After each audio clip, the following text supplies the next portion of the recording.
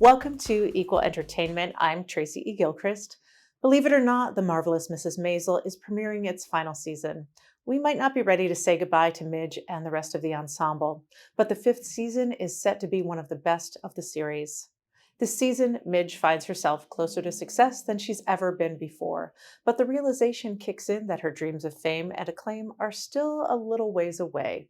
As the cast and crew get ready to say goodbye to the world of Mrs. Maisel, I had the chance to speak with stars Rachel Brosnahan and Alex Borstein about putting a bow on the series, their friendship between women, and more. First, I'd like to begin by saying congratulations on this incredible series. And I'd like to go to each of you and ask you just how it feels to wrap this chapter. And I'll go to you first, Alex. God, in some ways it feels really lousy.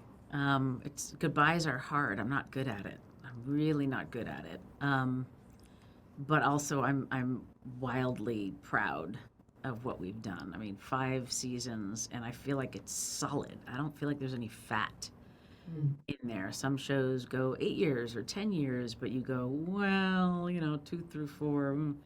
This show feels like a really solid piece from start to finish, and I'm very proud. But it's heartbreaking. It's really hard to bury your character, which is a piece of you. Know that you're never going to do this again. You're never going to put that outfit on. You're never going to look at this face and say those words, and it's hard. It's really hard. Until we go to Broadway. Well, that would be an easy fit, a move to Broadway. But how's it been for you, Rachel? It still feels like it's not over yet. We did say some kind of goodbye, although I think we're all bad at goodbyes. We all kind of went, "I'll see you later," through many tears. But we get to do this. We get to talk about this last season.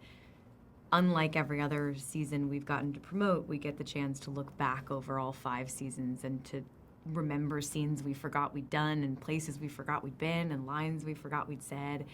And so it doesn't feel like we're saying goodbye yet, even though we've been saying goodbye for a year.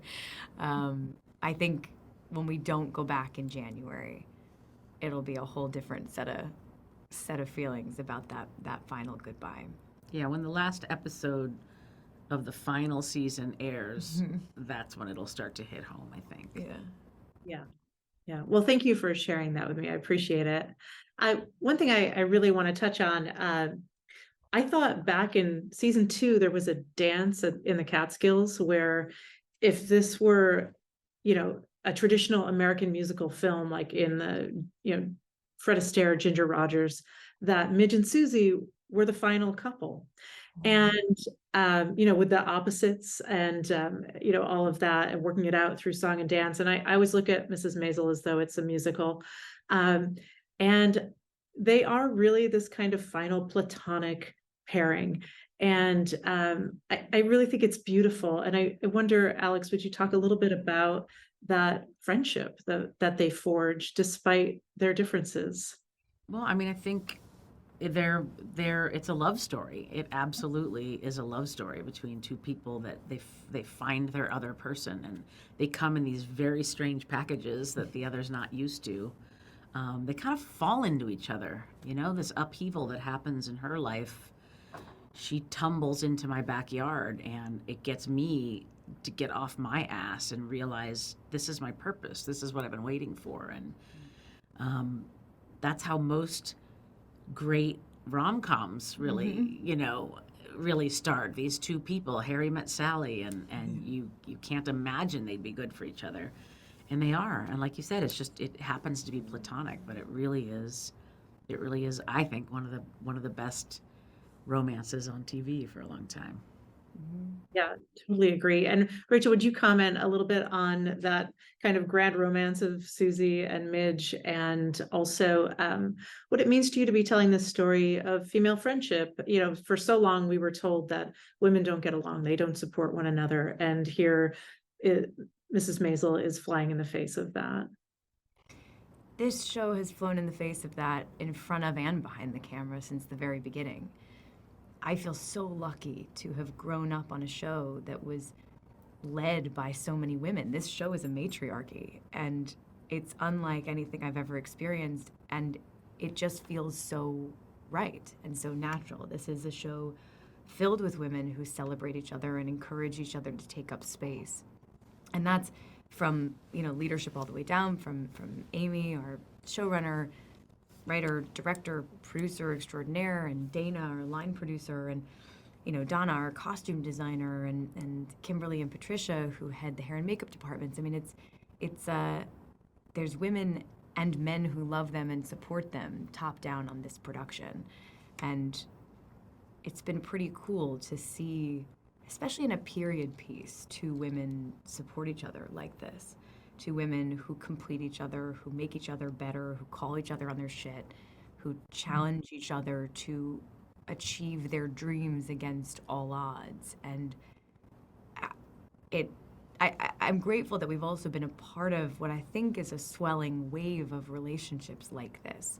We've been on for 6 years, and since we've been on the air, there have been other shows. We were talking earlier about Dead to Me and Glow and Yellow Jackets, these shows that celebrate the unique kind of intimacy that exists between women and how fundamental those relationships are and how important they are.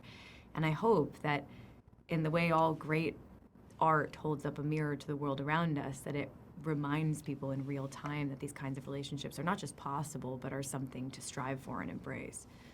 What's amazing too is just when you think we have so many female characters on this show. You've got Rose, you've got Shirley, you've got May, you've got Dinah. But I was gonna say before, then they add Dinah, and then within that world they add Maggie across the hall, and then it never ending. And then Rose begets all of these matchmakers and all of these other women, and Amy's universe, this female universe, is constantly expanding, and there's no limit.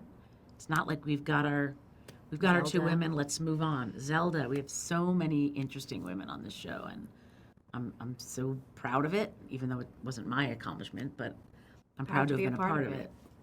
Yeah, it's good to be a part of something like that.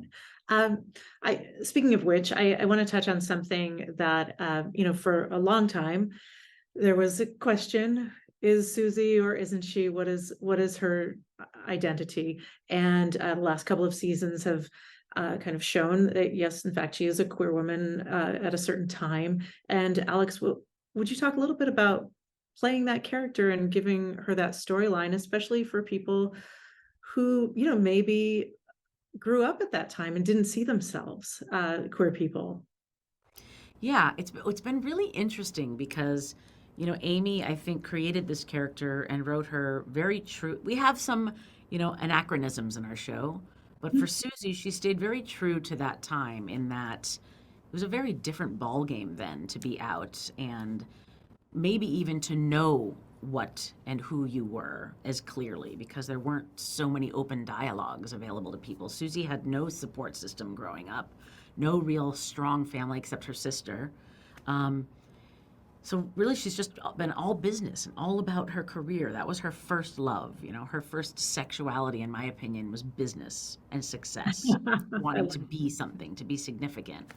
But I love how, as the years wane on and as Susie grows and opens up slowly, then she's able to let this one person she is learning to trust in her life in a little bit, and to reveal why it's been so hard to trust any person.